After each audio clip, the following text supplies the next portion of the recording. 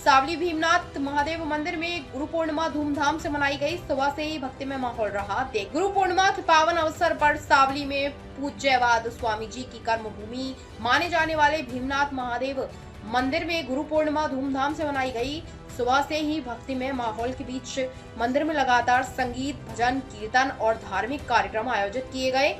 भजन कीर्तन के बाद नीलकंठ महादेव दादा की महाआरती की गई, जिसमें बड़ी संख्या में भक्तों ने भक्तिभाव से भाग लिया। इसके बाद भव्य महाप्रसाद का आयोजन किया गया, जिसमें हजारों भक्तों ने प्रसाद का लाभ उठाया। रिपोर्टर राहुल राजपूत।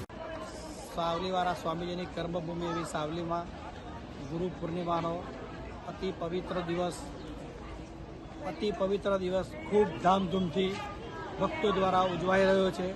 मंदिर प्रशासन द्वारा दर्शननी और महाप्रसादनी सुचारू रूपे आयोजन थाय एवी व्यवस्था करेली छे अने खूब ज उत्साह उमंगथी आ उत्सव उजवाई रह्यो छे, जे आप सौ जोई रह्या छो। आपનું નામ? मारू नाम अतुल कुमार परसोत्तमभाई राय, मंदिर वहीवट प्रशासन प्रमुख तरीके सेवा आपू छूं।